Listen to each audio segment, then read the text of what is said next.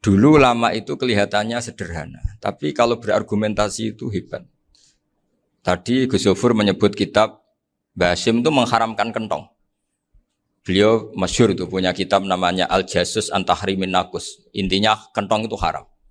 Secara dalil ini meyakinkan sekali karena ketika Rasulullah rembukan sama sahabat, kita dengan apa memaklumatkan orang kalau waktu sholat masuk? Ada sahabat yang usul pakai kentong. Dzaka lin nasoro itu Nasrani.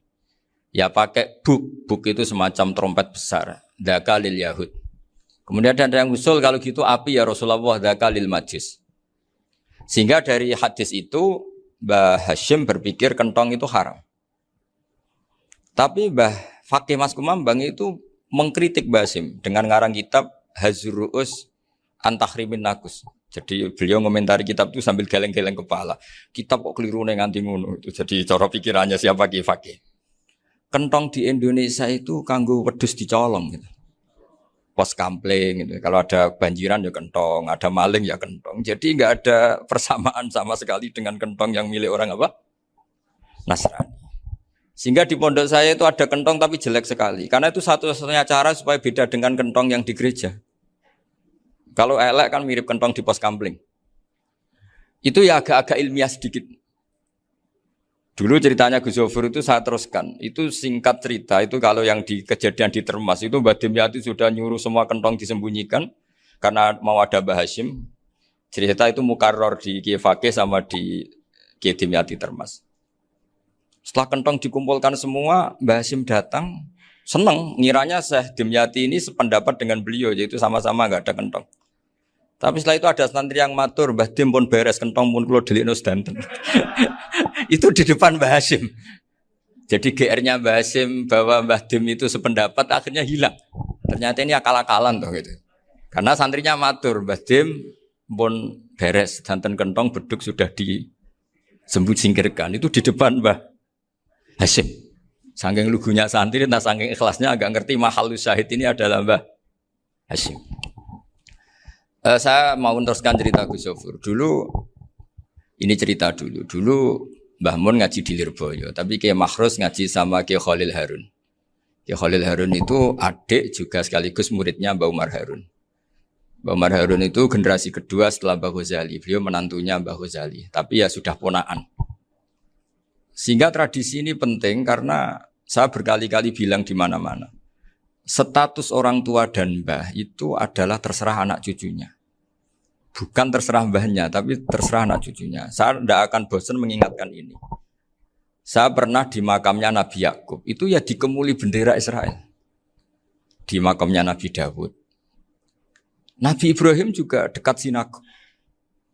Sehingga Quran membela Nabi Ibrahim disebut maka anak Ibrahimu Yahudi wala Nasrani. Karena ketika beliau berposisi di Israel, kemudian penguasanya adalah Yahudi, bisa saja makam ini ditulisi dan distatuskan ala Yahudi. Ya seperti Nabi Yakub. Nabi Yakub itu nabi yang kita yakin tentu berkeyakinan beliau orang baik, orang muslim, orang mukmin, tapi karena di desain mereka ya dikemuli bendera Israel. Dan disebut Abul Yahud. Karena kita tahu nama lain dari anaknya Nabi Yakub adalah Yahuda bin Yakub bin Ishak bin Ibrahim. Sehingga perasaannya orang Yahudi menjadi Yahudi itu yang ngikuti mbah-mbahnya. Nah khawatir saya ketika buyut-buyut kita kaya, buyut saya itu orang kaya dulu, namanya Badur Rahman. Itu kaya sekali, tanahnya banyak. Dulu cerita Mbah Hasyim ya kaya sekali, Mbah Maksum juga kaya, Mbah Abdul Aziz juga kaya. Karena dulu itu inginnya kiai itu yo ketok sugih lah, gak ngel-ngelo santri. Tapi nanti kalau cucu-cucunya sudah ndak alim, itu ndak dianggap punya tanah itu karena untuk fasilitas santri. Aku tak kedonyan, mbah-mbahku ya kedonyan. Buktinya tanah ombo. Karena dia akan menafsiri sesuai cara berpikir. Makanya sanad keilmuan yang diceritakan Gus Yofur itu harus diulang-ulang. Kalau nggak diulang-ulang, maka kita akan berpikir sendiri untuk menafsirkan masyayikhon al-kiram atau ajdadan al-kiram. Nah, ini yang bahaya, yang sering Quran mengingatkan. Jadi ada status yang disematkan oleh anak cucu kayak orang Yahuda tadi, Yahuda bin Yakub bin Ishak bin Ibrahim itu menstatuskan mbah-mbahnya yang bernama Ibrahim itu Yahudi.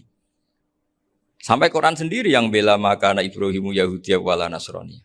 Karena secara geografis sekarang Ibrahim di Israel dan otoritas itu juga milik mereka sehingga mereka bisa masang-masang atribut yang menunjukkan kalau itu Yahudi. Beberapa al-alim al-alamah yang minnah itu sudah wafat dan kadang-kadang zuriyahnya itu tidak kita. Kalau sekarang orang bahasakan kubu sebelah. Akhirnya ya nggak boleh dikholi, nggak boleh diziarah. Terus seakan-akan yaktaduna bi ra'yi, seakan-akan mereka berpendapat dengan pendapat syekh ini padahal enggak.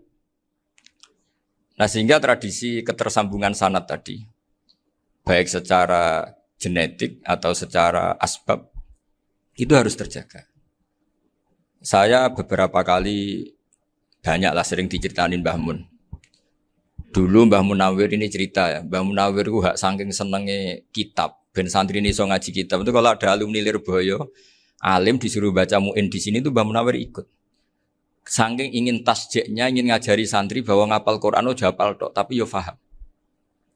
Dan penggalinya Mbah Munawir itu sampai klimaknya dulu Mbah Zaini itu nate nikah sama Nyai Komariah kalau nggak salah, binti Karim, binti Manap. Punya putra Gus Habib, Gus Doha yang diantara putrinya dinikahi Gus Rosin. Terus akhirnya kesampaian juga ketika Mbah Munawir punya mantu alim alama namanya Mbah Ali Maksum, angsal Nyai Hasyimah. Sampai pondok Kramjak ma'ruf bil ilmi, terutama ilmu sorof dulu karena Mbah Maksum itu komplain, fa'ala ya fulu kok terus fa'lan ya fa'ala ya fulu ya uful gitu kan. Masuk fi'il kok jejer isim gitu. Jadi dulu kata Mbah Mun itu ada persaingan ilmu sorof, sorofnya Mbah Maksum Ali Kuaron sama Mbah Ali Maksum Jogja. Jadi walian tok, yang satu Maksum Ali Kuaron, yang satu Ali Maksum. Ya itu dulu saingan ngarang sorof. Nah ini yang menang siapa? Ya terserah duriannya. Kalau duriannya keren ya menang karena terserah yang kampanye.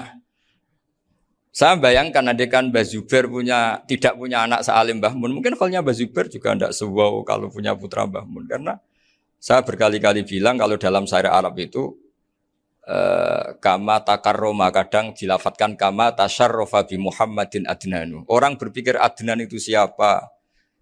Itu karena ada Nabi Muhammad SAW. Orang mencari-cari Mbah Mun itu mencari Mbah Zubair karena ada Mbah Mun. Orang mencari Mbah Dahlan karena ada Mbah Zubair.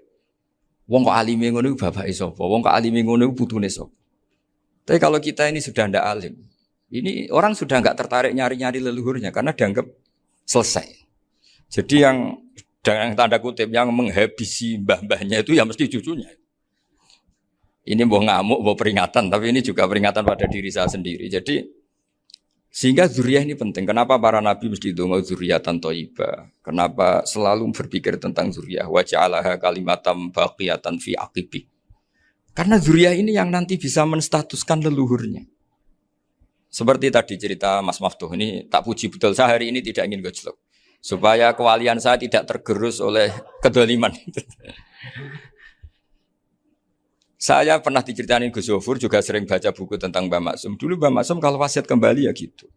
Kamu harus NU dan harus mempertahankan NU. Tapi tidak dengan cara membenci Muhammadiyah. Dulu Mbah Mun juga sering cerita. Dulu Mbah Hasyim itu ngaji Syekh Mahfud. Nah, Mbah Ahmad Dahlan dulu namanya Darwis sering ngaji sama Syekh Khotib Minangkabau. Zaman itu Syekh Khotib sudah modern, sudah ikut gerakan Abdu, gerakan Almanar. Sehingga bawaannya Mbah Ahmad Dahlan ini agak agresif. Yang Mbah Hasyim karena hanya mulazim di Syekh Mahfud, hanya sesekali ngaji Syekh Khotib, beliau lebih seperti itu. Dan dua beliau ini sama-sama pernah ngaji Mbah Soleh Darat di Semarang. Mbah Hasyim sama Mbah Ahmad Dahlan yang dulu namanya Darwis. Jadi ini masih min minuskatin wahidah mimam bain wahid. Sehingga kita tidak kaget ketika Mbah Ali Maksum mengomentari Muhammadiyah itu masih ahli sunnah wal jamaah. Makanya nanti terakhir saya baca kitabnya Mbah Ali dan sering saya pelajari.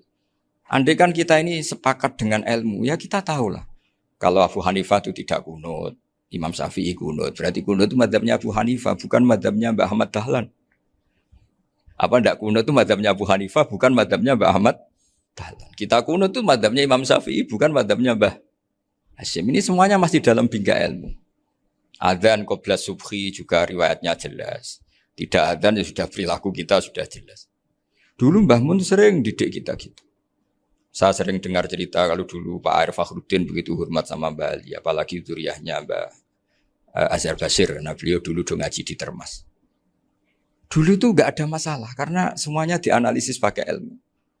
Tapi sekarang pakai identitas, yang kunut itu NU, yang nggak kunut Muhammadiyah. Berarti Abu Hanifah itu Muhammadiyah, Imam Syafi'i itu NU. Berarti Imam Syafi'i itu ya anak buahnya Ki Miftahul Ahyar kira-kira gitu kan. Nah, kan anak buahnya Pak Said Akil. Kan terus jadi repot. Dulu kita ini pengagum ilmu, bukan pengagum perbedaan. Sehingga di sini yang saya kagum dari sekian ceritanya Mbah Ali Maksum, supaya kitab ini to the point, supaya nggak lama-lama karena waktunya juga. Nanti kalau kemalaman ini kena semprit ini sudah. Ini diantara yang diceritakan Bali itu unik. Imam Syafi'i itu sering tawassul, sering wasilah sama siapa itu? Abu Hanifah. Ini sudah tak petakan, saya baca yang sensitif lah, so yang ini ya. Ziyar al-Babus Samin, terus sebentar ini yang bab tawassul.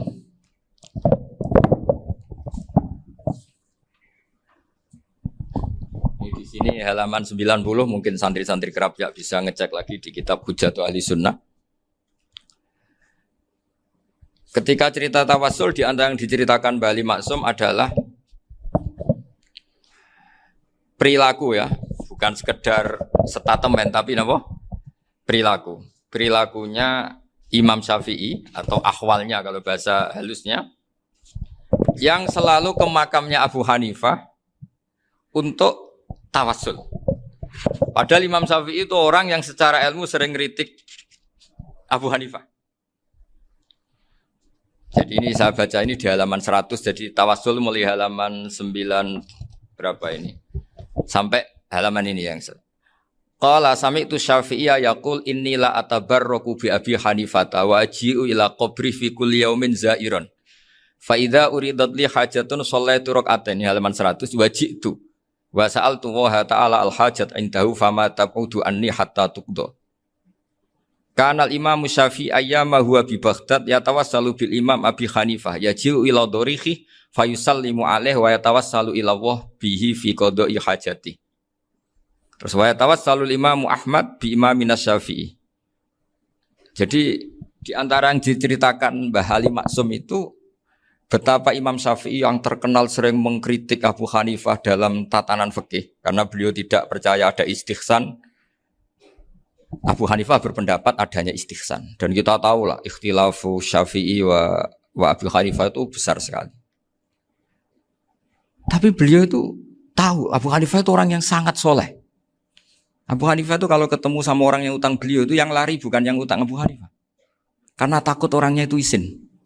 Jadi kalau ketemu yang utang di jalan itu yang sembunyi itu Abu Hanifah. Kenapa engkau sembunyi? Ada yang utang saya lewat, nanti orangnya malu. Jadi setingkat Robi'ah Adawiyah itu beliau di rumah ada maling itu sembunyi. Ditanya kenapa engkau sembunyi? Malu, gak ada yang dimaling. Malu sama malingnya karena serumah itu gak ada barang yang layak dicolong gitu. Itu Robi'ah dia sembunyi. Itu yang bisa niru itu Abu Hanifah. Jadi wali-wali besar ini ternyata saling menghormati dan saling tawassul. Nah saya berharap tawassul ini bukan sekedar perilaku sosial, tapi memang ada sanadnya. Sehingga terus diceritakan Bali di sini dulu istaqa Umar bil Abbas. Kata siapa tawassul harus dengan Rasulullah SAW? Dulu istaqa Umar bil Abbas. Sayyidina Umar itu tawassul istisqa dengan Sayyid Abbas. Padahal kita tahu Sayyid Abbas ini tidak nabi. Terus beliau cerita sampai Imam Syafi'i tawassul sama Abi Hanifah. Sehingga enggak ada perdebatan itu kan Umar. Kalau Umar kan ada jaminan boleh diikuti karena beliau sahabat. Bali cerita tentang Imam Syafi'i yang tawassul dengan Abu Hanifah. Seargumentatif itu. Sehingga ada cerita dalam sebuah tafsir. Ya saya ulang lagi, ada cerita di sebuah tafsir. Kenapa Nabi Musa ditanya Allah, wa matilka biyaminika ya Musa? Ma'ana wa ta'ala a'lam. Tentu Allah sangat tahu yang dibawa Musa itu apa. Karena Allah tahu Nabi Musa itu grogi. Orang dipanggil Bali Maksum pasti grogi. Santri dipanggil Mbah Mun pasti grogi. Kenangan saya setiap dipanggil Mbah Mun ya mesti tanya. Yang ringan-ringan, wis sarapan ya. Arung sarapan ya sarapan. Pas sarapan ya kan tanduk mangan sing enak, wong santri ora tau mangan enak. Ya enggak pernah ngomong yang penting, ngendikan yang penting. Nah, karena Nabi Musa ini grogi, ini sebagian tafsir. Itu ditanya yang ringan, "Sake iku nggawa apa?" Karena pertanyaannya ringan, Nabi Musa juga ringan. Ya Nabi Musa itu sampai lali iku pangeran sing ya'lamu sirra wa akhfa. Diterangno. Niki tongkat Gusti. Gunane kathah Gusti tongkat iki. Qala ya aso ya atawakkau 'alaiha wa ahusyu biha 'ala ghanami wa liya fiha ma'arifu ukhra. Oh, tongkat Gusti niki penting mesti. Nggih nak. Nggih macam-macam lah Gusti. Atawakkau 'alaiha wa ahusyu biha 'ala ghanami kangge menghalokan wa. Masih terang terakhir dan yang lain-lain Gusti. Wa liya fiha ma'arifu ukhra. Sehingga akhirnya rileks. Karena Nabi Musa terus ngerti. Ternyata ketemu pangeran itu enggak seserem yang saya bayangkan gitu. Pertanyaannya ringan. Itu ada ilmunya. Tapi cerita ini yang versi tafsir ini tidak yang seperti di Manaqibul Ghazali. Di beberapa kitab tentang Manaqibul Ghazali diceritakan di alam roh Nabi Muhammad sallallahu alaihi wasallam itu yubahi bi ummati, saking yubahinya sampai ngendikan ulama ummati ke anbiya'i Bani Israel. Ulama umatku itu pinternya atau statusnya itu mirip-mirip lah. Kaf itu ya mirip-mirip kayak ulamanya nabinya Bani Israel. Akhirnya Nabi Musa itu tersinggung sekali. Bagaimana mungkin ulama disamakan dengan apa? Nabi. Sehebat-hebatnya ulama itu kan tidak akan yabluhu darajatan nubuwah atau yartaqi ila darajatin nubuwah. Itu akhirnya ya kalau kamu nggak percaya panggil. Yang dipanggil Imam Ghazali. Ya Nabi Muhammad juga nggak mau kalah itu. Kalau manggil ulama RT ya kalah keok. Akhirnya Imam Ghazali datang. Ditanya sama Musa, "Mas Muka, nama kamu siapa?" Ana Muhammad bin Muhammad Al-Ghazali At-Tusi Asy-Syafi'i. Itu disebut panjang. Nabi Musa guyu-guyu. Kamu lama kok ngomong yang enggak penting. Ditanya namanya kok penjelasannya sepanjang itu. Dianggap itu satu kesalahan. Masa tanyanya nama kok ditanya. Jawabnya Muhammad bin Muhammad Al-Ghazali At-Tusi Asy-Syafi'i. Kepanjangan itu. Ketika Nabi Musa agak mencibir, agak gimana itu terus jadi Imam Ghazali, kalau ini masalah, lebih masalah jenengan. Apa itu? Yang tanya jenengan tuh Allah ya'lamu sirra wa akhfa. Dan Allah hanya tanya wa ma tilka biyaminika ya Musa. Harusnya jenengan jawab aso ya titik, bukan kepanjangan. Atawakkau 'alaiha wa usybiha itu kepanjangan. Allah tanya yang di bawah kamu itu apa? Yang di tangan kamu. Harusnya jawabnya hanya aso ya. Tapi kenapa penjelasannya sepanjang itu? Sampai terakhir waliya fiha ma'arifu ukhra. Terus pinter tenan kayak gitu. Terus ada Nabi Musa terus bilang, ya pinter tenan aja gitu. Padahal kita tidak pernah GR seperti itu kan kebetulan Imam Ghazali gitu. Kalau yang lain mungkin ya keok lah kira-kira gitu. Tapi ini cerita dalam khazanah keilmuan. Benar yang dikatakan Gus Zofur. Saya termasuk orang yang pernah mondok Lirboyo Pasanan. Jadi setelah saya disuruh nemani Gus Kamil, tahun berikutnya Gus jenengan disuruh. Pokoknya anakku mbok sak wulan lah kudu tahu mondok Lirboyo. Piye aku tahu ngaji Wakarim. Terus yang disuruh mbaturi Gus Kamil itu saya. Jadi saya pernah 1 bulan tuh di Lirboyo. Karena saya ini santri beling ya, kontraknya pokoknya penting ziarah Bakarim. Biasanya enggak pernah ngaji ya. Pokoknya gerbar ngisa. Ziarah ya sudah. Ngaji pas subuh ingat saya sama Gus Imam. Itu dari 17 hari ingat saya ngaji 2 kali. Tapi kalau ziarah ke Bakarim sudah lupa jumlahnya karena memang kontraknya disuruh ziarah. Sampai seperti itu. Dan saking senengnya bangun sama Mbak Karim sama masih ingat.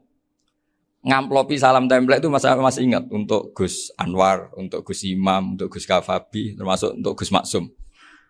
Itu malam-malam saya dijak ngamplopin. Zaman itu sama masih ingat selawewu.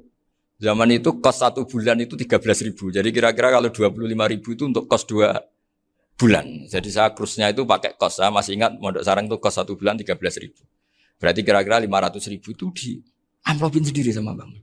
Ini untuk Gus War, ini untuk Gus Imam, ini untuk Gus. Padahal Gus Imam ini mondoknya sudah dibangun. Itu bangun hormatnya sampai untuk jatah salam template. Lah yang ribet kebalikannya, kita pulang Gus Imam karena melihat Gus Kamil ini putrane Mbah Mun, Gus Kamil disangoni. Saya juga disangoni karena Gus Imam dulu ngaji juga sama Pak D saya. Sama keluarga saya. Itu kata Gus Kamil setelah keluar. Mau agak muni gua abal ya, boten. Berarti gua aku. Karena ini penting. Ini kalau sampai dianggap tukar guling, ribet deh. Jadi ditakwil sendiri lah. Mau gak muni gua abal ya, boten wis. Yes berarti halal. Tapi sama Mbah Mun ya ditanya. Ditanyanya bukan apa karena untuk meneruskan tradisi bahwa kalau kiai ketemu itu ya saling memberi hadiah, saling itu sudah faqaddimu baina adena juakum apa? Sodaku. Sehingga ketika Kapya ini punya Bali Maksum alim alama, kemudian melahirkan murid-murid yang juga ipar kayak Mbak Warsun bisa ngarang apa Kamus Al Munawwir, Pak Bik juga punya karangan Kamus Al Muasir. Saya itu punya semua. Karena ini adalah buah dari bahwa kita ini tidak kalah sama produk-produk yang di sana. Bahwa produk di kita ini sudah cukup untuk mengantarkan orang menjadi alim alama. Dulu Mbak Zubair ke Mekah ya sudah alim alama. Gus Zufur ke Al-Azhar sudah alim semua. Teman-teman kita ke Mekah itu sudah alim semua. Padahal produk mondoknya ya tadi. Mau digojlok kiai ini, terus mangkel be keamanan biasanya. Biasanya musuh besar pondok itu keamanan. Jadi ya bukan berarti gojlok ibunya Gus Maftuh enggak. Biasanya keamanan itu musuhnya apa? Banyak. Itu tradisi keilmuan itu harus dijaga dengan hujjah dan dengan tadwin, dengan pembukuan. Saya punya sekian cerita ya, misalnya dulu kita mungkin iskal itu janggal. Kenapa sih orang Islam tukaran sama orang Islam? Sehingga di antara doa Nabi yang enggak dikabulkan Allah, enggak boleh dikabulkan sama Allah enggak boleh, bukan berarti enggak mustajab. Redaksinya famana aniha, memang enggak boleh. Redaksinya bukan falam yastajib lahu tapi famana aniha. Di Al-Marrah As-Salisa ini Nabi dilarang, yaitu melarang umat Islam itu jangan sampai tukaran sama umat Islam sendiri. Itu kata Allah, ya tidak bisa kata Allah, kalau itu tidak saya kabulkan. Itu dulu guru-guru kita nyontohkan sederhana. Kira-kira kalau saya tukaran wek Gus Zofuru, Mbah Mun luwih ikhlas dibanding ditukari wong liya. Nak ana kakak ditabuk adik, wong tua luwih ikhlas dibanding ditabuk tangga. Barokahnya membaca kita lebih mentoleransi. Kalau ada Mbah Hashim dikritik Mbah Fakih Mas Kumambang, kita ikhlas itu. Tidak dikritik guru PAUD, itu kan. Atau dikritik orang-orang yang nggak bisa ngaji. Artinya ternyata keliru kita bilang kiai kok tukaran. Justru bagus kiai tukaran. Dibanding kiai dikritik guru PAUD atau dikritik orang-orang yang nggak bisa baca kitab. Akhirnya barokahnya baca kita menjadi tahu. Dulu Mbah Mun sering cerita, ini masih cerita silsilah ya. Jadi Mbah Ali Maksum tadi kita tahu di antara guru besarnya Mbah Ali Maksum tentu Mbah Mahfud Termas. Beliau adalah adik dari Kiai Mahfud Termas. Mbah Dimyati ini adik Kiai Mahfud Termas. Itu punya saudara namanya Abdul Razak, juga punya saudara namanya Dahlan. Itu yang membawa Thariqah Syadziliyah di Solo Raya. Yang sekarang alhamdulillah diteruskan Gus Wafi. Dulu di antara pesannya Mbah Mun ke saya, hak Wafi kandani kon ziarah ning Mbah Dimyati. Mergo Thariqah Syadziliyah dulu itu yang bawa keluarganya Mbah Dimyati. Jadi semuanya ini masih dzurriyyatan ba'duha min ba'd. Nah pesan saya karena tadi Mbah Munawwir yang termasuk orang pertama yang bawa Quran, bawa qiraah sab'ah. Kenapa saya bilang termasuk? Karena kalau bilang paling pertama ini nanti butuh data. Dan itu agak kerepotan lah. Tapi yang jelas mimman istahara lah. Mimman istahara yang membawa sab'ah ke sini itu adalah Mbah Munawwir. Terus beliau ngajarkan diantaranya ke Mbak Arwani, pakai kitab Satibi, pakai kitab Nazmus Satibi. Terus Nazmus Satibi itu diteruskan oleh Mbak Arwani, ditulis. Yang nulis dulu Mbak Dola Salam. Bapak saya itu murid Mbak Dola. Dulu Mbak Dola sebelum ke Mbak Arwani ngaji sama Ki Said di Sampang. Bapak saya sebelum ngaji di Mbak Dola sudah hafal Quran lewat buyut saya sendiri namanya Ki Zubaidi. Yang Ki Zubaidi akhirnya jadi menantunya Mbak Ahmad Su'eb. Jadi buyut saya kandung ini namanya Sofia, itu angsal keluarga Lasem yang adiknya. Sofia ini punya adik Badi'ah yang jadi ibunya Ki Sahal. Terus Ki Sahal punya Mbak Yu namanya Muzayanah, punya di garwa Ki Mansur punya anak Gus Qayyum. Jadi dulu ibu saya, ibunya Gus Sofur, ibunya Pak Maftuh itu semuanya di Lasem. Karena saya dari keluarga Gen ya Lasem, dari keluarga sanad guru ya Lasem. Tapi Lasem Bahdawi itu dulu ngajinya di Mbah Umar Harun di Sarang. Mbah Umar Harun ini menangi Sayyid Ahmad Zaini Dahlan. Sayyid Zaini Ahmad Zaini Dahlan ini punya cucu keempat yang hidup di Sedan. Terus makamnya di Lasem. Namanya Habib Haidar. Itu yang nulis biografinya Mbah Maksum. Mbah Maksum bukan Bali. Biografinya Mbah Maksum. Itu ditulis oleh Habib Haidar, namanya Haidar bin Hasan bin Sodaqoh bin Ahmad Zaini Tahlan. Nah, Habib Haidar ini menantunya Sayyid Hamzah Sato. Hamzah Sato itu Hamzah bin Abdullah bin Umar. Itu kakaknya Sayyid Abi Bakar Sato, Sohibul I'anah. Nah, Sayyid Umar ini yang dulu ngajari mbahnya Mbah Mun namanya Ahmad bin Syuaib. Nah, di antara ajarannya adalah baca kitab-kitab kecil yang bisa dihafal. Dibawalah ke sarang jadi metode muhafadzah. Tapi kemudian lama-lama oleh pondok itu jadi syarat kenaikan kelas. Dulu gak ada muhafadzah untuk kenaikan kelas ya, supaya orang alim itu harus hafal. Lama-lama dipakai syarat untuk muhafadzah. Jadi semua ini sanad harus kita ingat supaya kita bisa menjaga tradisi. Termasuk tradisi ini kiai seneng jagungan, terus ngomong ra penting. Itu juga sanad. Setahu saya Mbah Mun itu kalau ketemu bapak ya guyon terus. Saya punya kenangan tuh yang dulu agak iskal tuh begini. Ada isu lah, entah isu entah hoax entah apa, ada kaji itu agak beling itu, pokoknya beling lah. Seneng siapa itu, rondo lah apa. Pokoknya beling. Ketika Mbah Mun dilaporin tamu kalau kaji itu beling sama rondo itu, Mbah Mun tanyanya lucu. Lho ayu no cung. Wahyu banget Mbah. Wahyu. Itu bapak juga bakas ayu nih. Dulu saya sekali ini kiai kok bakas wong ayu, bakas budine barang lah kira-kira gitu. Tapi setelah saya tambah alim, tambah ngerti itu, kata bapak gini, ya apik bakas ayu hak, timbang iya, no malah kozaf. Ternyata seni. Sekali Mbah Mun atau bapak bilang, waji kok zino kaji, maka larinya ke kozaf. Maka menghindari bahasa menuduh, ngomong yang nggak penting. Loh ayu no. Jadi kiai dulu tuh orang sok suci tapi menghindari hal-hal yang jadi punya seni untuk ngelola kehidupan. Orang bermalam-malam jagungan sama teman asik itu kan perlawanan terhadap nafsu kita, syahwat kita untuk mungkin nikmati dugem di bar atau di tempat-tempat maksiat. Itu setan di Indonesia tuh kakuati sama Ki Jawa. Orang supaya enggak tertarik maksiat itu Ki Jawa cukup ketemu kancane masak terong guyon, gejol-gejolokan zaman mondok, suwengi lulus saka maksiat. Bar wis tutup. Perlawanannya sederhana, enggak pakai tahajud, enggak pakai wiridan karena Ki Jawa juga koyoke rapati potongan ahli ibadah gitu. Itu jagungan gitu. Jadi setahu saya itu pernah lihat Bali itu sekali ketika beliau ngisi ceramah di Mbah Hamid Bedowi. Saya masih kecil diajak bapak. Dulu kalau bapak ngelihat Bali sama Mbah Hamid itu mesti nangis. Karena dua orang alim bertemu. Yang akhirnya ya bisanan itu. Mbah Hamid punya anak Gus Nasih, di sini ada Mbah Nafisa, terus jadi Mbak Salih Hindun itu. Jadi dulu tuh ya guyon terus ketika ketemu. Itu yang sering bodoni Mbah Hamid itu ya Ki Bisri. Ki Bisri itu kalau datang ke Ki Hamid Pasuruan, nak wali tenan aku teko ditatakno mangan. Jadi ukurannya ya. Ternyata sampai sana dikei mangan tenan. Masih belum mengakui, kan nak wali tenan aku iki kiai rung di mobil, dongakno aku di mobil. Sudah kalah satu seri itu masih gak terima. Lalu itu Mbah Hamid akhirnya berdoa, ayo monggo, mungkin-mungkin Ki Bisri gak ada mobil. Itu setelah didoain masih tanya, mereknya apa merek? Jadi itu Mbah Hamid jawab, yo paling Holden itu, paling Holden. Itu nyari mobil itu ya adalah dapatnya Holden. Suatu saat Mbah Bisri diundang Mbah Hamid gak dikasih bisaro, karena utangnya sudah banyak Mbah Hamid. Mbah Bisri ini utang doa tadi. Itu ya gak dikasih bisaro, ya gak mau kesang apa-apa kelambimu kayak aku. Didol sama muhibbinya Mbah Hamid, itu harganya melebihi jatah bisaro. Ketemu Mbah Hamid, Kang, susu Kang, mergo.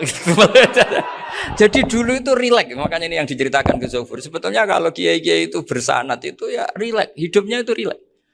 Karena rileks ini perlawanan terhadap kemungkaran. Saya dulu musyawarah sering sama Gus Zofur usul fikih. Itu jelas di antara yang ditulis Lubil Usul itu.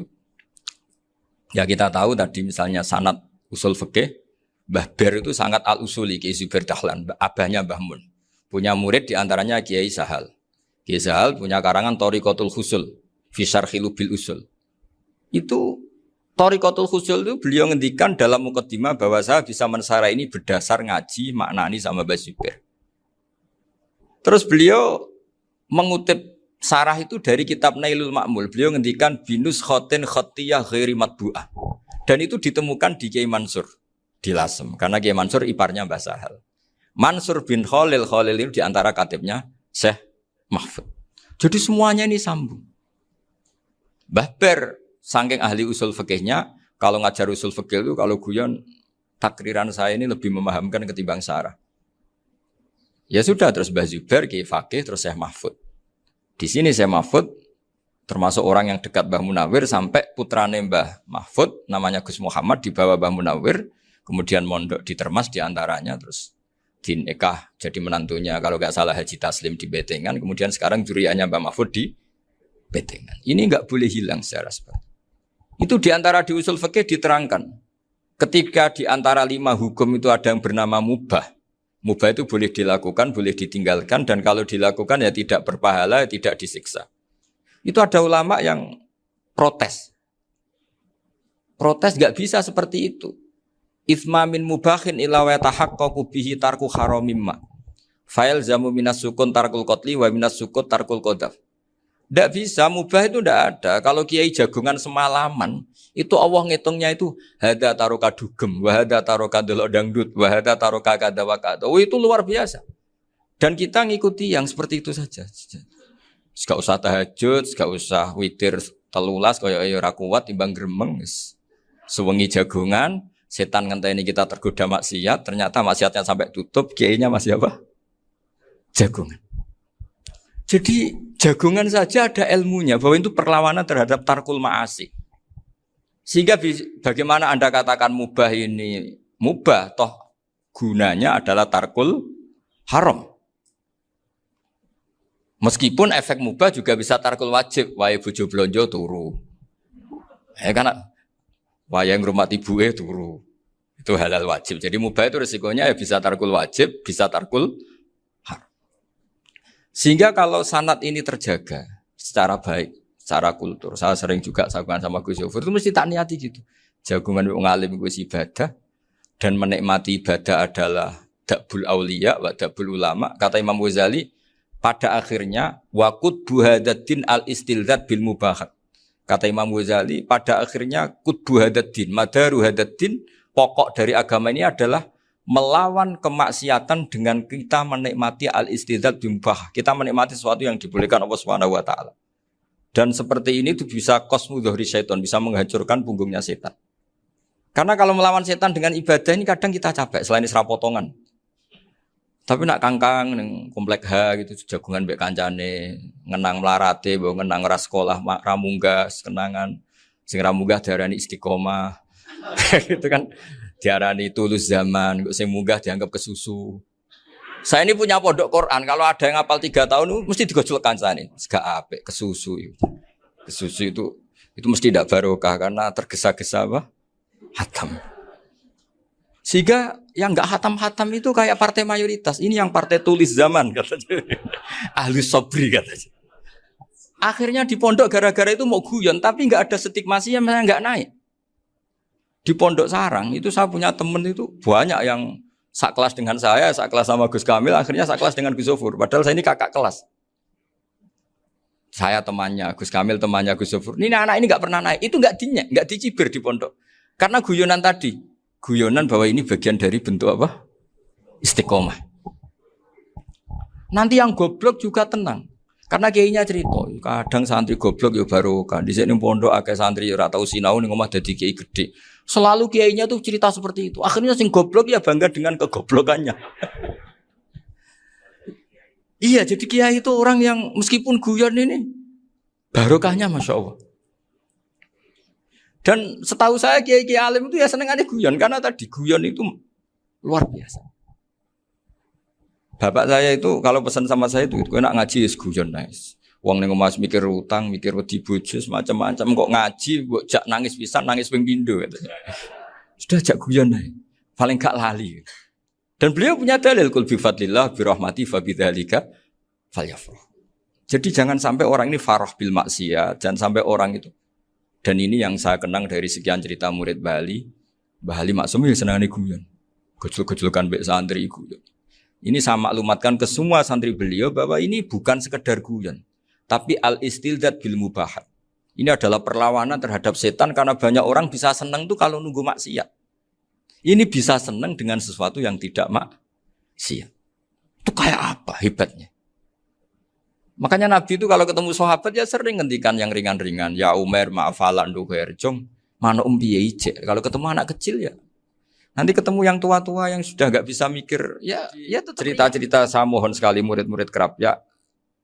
Jangan hanya ngaji fikih. Kalau hanya ngaji fikih itu posisi Abu Hanifah itu seakan-akan nyun sewu orang yang sangat tidak ahli hadis. Karena beliau di situ kelihatan kalah sekali dengan Imam Syafi'i. Apalagi di perdebatannya Muhammad bin Hasan Asy-Syaibani dengan Imam Syafi'i itu kelihatan sekali betapa Abu Hanifah itu orang yang nyun sewu ditinggalkan dalam ilmu hadis. Sampai beliau hanya dapat gelar min ulama ahli ra'yi, termasuk ulama yang kuat logikanya.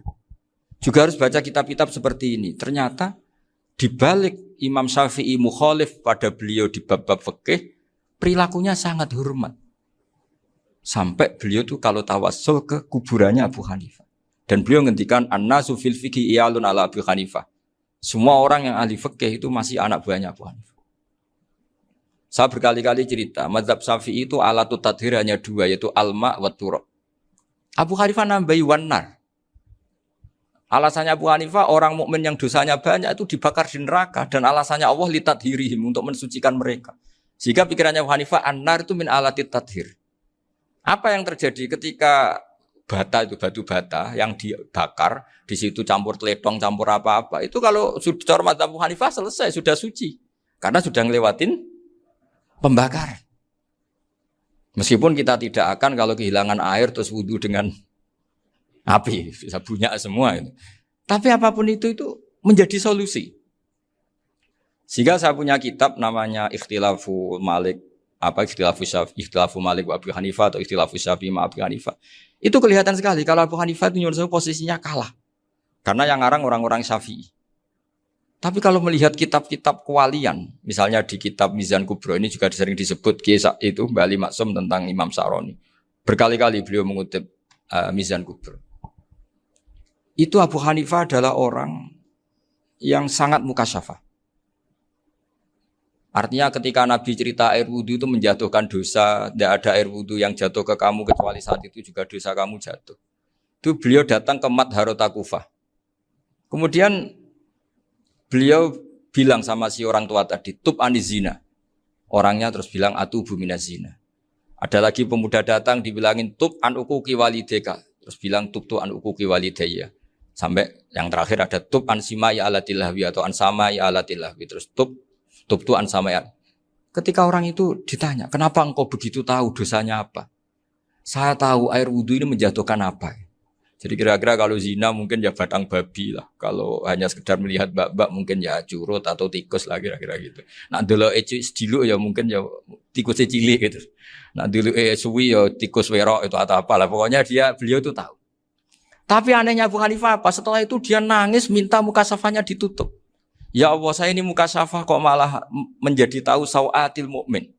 Padahal aturan syariat jenengan man satara musliman satarahu bahwa enggak baik melihat jeleknya orang mukmin. Minta ditutup.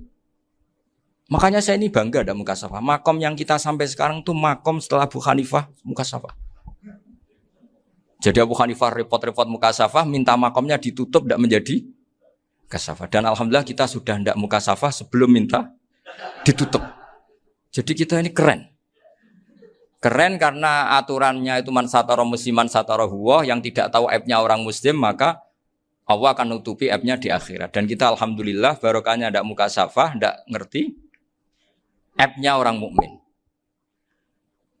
Jadi kita harus pakai patokan ilmu. Saya ulang lagi, kita harus pakai patokan. Makanya saya tahu betul ketika Kiai Hamid Pasuruan, beliau dulu ngaji Jamul Jame, ngaji Juman, Bali Maksum di sana sama Gus Habib, sama Gus Muhammad bin Mahfud. Termasuk mbah saya kandung dulu Kiai Sidik. Mbah saya yang dari itu juga ngaji di Termas. Bapak saya dulu Kiai Nur Salim ngaji di Buyut Baiti. Dulu itu kawin juga sederhana, kayak cerita Gus Zofur. Jadi bapak saya kandung itu Kiai Nur Salim itu ngaji di Mbah Baiti. Mbah Baiti itu adik kandungnya buyutnya saya dari ibu. Nah Mbah Baiti itu teman akrabnya mbah saya namanya Kiai Nur Sam, Mbah Nur Sam. Singkat cerita terus Nur Kiai Jorabi narat Arabekno itu. Setelah bapak saya ke Badullah mau ditawarin jadi mantu, kata bapak saya kula pun dipek mantu Mbah Baiti. Akhirnya dapat ibu saya itu. Karena ibu saya itu cucu Mbah Bedi, cucu lambung. Jadi mbahnya ibu saya itu mbaknya Mbah Bedi. Namanya Mbah Sofia tadi yang dapat Mbah Idris itu. Yang Mbah Idris ini bin Umar. Ya Mbah Umar yang mbahnya Mbah Hamid. Hamid bin Abdul bin Umar. Kalau bahasa itu Fatimah binti Idris bin Umar. Dulu kecilnya Mbah Idris namanya Abdul Khalik. Kalau kecilnya Mbah Hamid namanya Abdul Mukti. Kalau kecilnya Mbah Maksum namanya Muhammadun kalau nggak salah. Dulu itu orang dulu itu namanya dua-dua karena diganti ketika musim apa? Haji. Jadi ini terjaga. Sehingga tidak ada ceritanya kiai-kiai yang jagongan kemudian santrinya itu yang agak-agak khawatir. Kiai kok sungi-sungi jagongan, gak tahajud, gak duha, itu tidak ada. Karena ini dianggap fi'lul mubahat untuk melawan mungkarat. Jadi sehingga di kitab Ihya diterangkan, kamu jangan ngira orang-orang soleh ketika jagongan itu min ahlil bitolah wa takasul. Itu orang-orang yang pemalas itu enggak. Tapi mereka bisa mengasyiki Allah. Bahwa dalam jagungan ketemu teman ya asik, gejul-gejulkan sama Pak Maftuh ya asik. Dan keasikan ini bentuk perlawanan terhadap keasikan harus dengan maksiat. Itu kayak apa kalau kita ngaji sampai seperti itu. Termasuk tadi yang diceritakan Pak Maftuh kitab Hunyah. Semoga beliau cerita juga pernah belajar. Saya pernah belajar kitab Hunyah khatam. Itu diantara yang diceritakan Syabdul Qadir Al-Jilani tadi kata beliau Al-Jilani dipakai Jim Al-Jilani. Ini agak beda dengan kita. Mbah Zubair itu punya kitab namanya Al-Qalaid Al-Uluyah. Beliau menfatwakan nama-nama ajam itu kamu bebas. Ajamiyun fasna bihi masyita. Sehingga kita kalau punya kiai harus mau qolal ustukhri. Sehingga mau qolal istukhri. Tirmidzi juga nasibnya sama. Qolat rawahut Tirmidziyu. Sehingga rawahut Turmudziyu. Yang satu rawahut Tarmidziyu. Ya karena kita keluarganya Tarmidzi apa enggak gitu. Makanya kata Mbah Mun sama masih ingat. Kata cerita Gus Zofur tadi, adabnya Gus Zofur itu cerita tentang keluarga ibunya. Padahal keluarga ibunya juga orang-orang soleh yang luar biasa. Itu kata Mbah Mun, kowe roh jenenge Imam Bukhari tahu ya. Jenenge sapa? Saya nyebut Muhammad bin Ismail bin Ibrahim bin Muhirah bin Bardasbah. Lah iya Bardasbah mbok waca Bardisbah yo. Lah cara kene mbok Parmin mbok Parlan. Jadi Bardisbah mbok Bardasbah iku cara kene yo Parmin mbok. Iku rak Mbah Fadl Senori dadi kabeh diwaca Arab. Jenenge Mbah Umar Harun. Dhisik yo wong sarang Mbah Harun mbok kira nang yo ora roh wong dhisik yo wong kuno ya. Jadi kalau versi Mbah Fadl termasuk yang pertama bikin nasab Mbah Maksum itu tulisannya Mbah Fadl yang dikutip Habib Haidar tadi. Ya saya seperti Gus Zofur juga mencari-cari hubungan ulama-ulama di Jawa. Itu Mbah Mun itu kalau bicara mbahku harus jenis Kiai Serut. Kalau ditulisannya Mbah Fadl itu Sarof. Jadi Mbah Fadl itu fanatik orang-orang alim itu ditulis Arab. Kalau Mbah Mun itu Jawa. Dulu tuh ada wali seto di daerah saya. Dulu orang ya janggal. Ternyata ada sato itu kesamaan di Arabnya itu. Sehingga kiai-kiai itu ada fanatik Tirmidzi, Turmudi, Tarmidi, Jilani, Jailani karena ajamiyun fasna bihi masyita. Jadi kalau nama-nama ajam semonggo lah baca sekenanya sementing. Cuma mungkin tahqiqnya benar Pak Maftuh tadi memang di Mu'jamul Buldan itu Al-Jilani bikasri jim ya sudah kita baca Al-Jilani. Sebab itu kayak Pondok Pelosok Lirboyo itu menurut saya bagus. Orang itu maknani betul sama gurunya. Kalau sarang enggak. Kalau Pondok Lirboyo, pondok yang tadi, ternyata keluarga Mbah Munawir sini pernah bisanan, yaitu Mbah Zaini, pernah nikah sama Nyai Komariah ya kalau nggak salah, punya putra Gus Habib ya, Pak Toha dan sebagainya. Itu betapa hubungan pondok Quran sama pondok kitab dulu itu nggak pernah terputus. Bapak saya selapal Quran itu dulu ngaji Mbah Zubair. Jadi bapak saya sering ngutip mu'en apa, padahal bapak saya itu terkenal tuh, beliau cita-citanya itu saya ingin hafal Quran kayak hafal Fatihah. Beliau itu sampai sepulahnya sekali. Karena beliau inginnya hafal Quran kayak hafal Fatihah. Termasuk murid terbaiknya Mbah Dullah bapak saya. Itu ya ngaji kitab. Sehingga kata Mbah Mun, jadi Mbah Munawir de mantu Bali Maksum, itu ya sudah dipenggali. Sudah dipenggali dituruti pangeran. Lahirlah seorang Bali Maksum yang membawa. Jadi dulu itu ya Gus Muhammad yang ngaji di Termas, nanti Mbak Arwani sebelum ngaji di sini ngaji di Tebu Ireng. Sehingga Mbak Arwani bisa ngarang kitab. Beliau ngarang kitab tentang Sab'ah. Faidul Barokat namanya. Ya nulisnya ya fasih ya. Saya punya tulisan tangannya Mbak Arwani itu banyak. Saya juga punya tulisan tangannya Mbah Hasyim Asy'ari ketika nyurati buyut saya yang di Damaran itu pakai bahasa Arab. Jadi dulu itu Mbah Ali Maksum juga sama. Surat-suratannya dulu sama tokoh-tokoh Muhammadiyah ya bahasa Arab.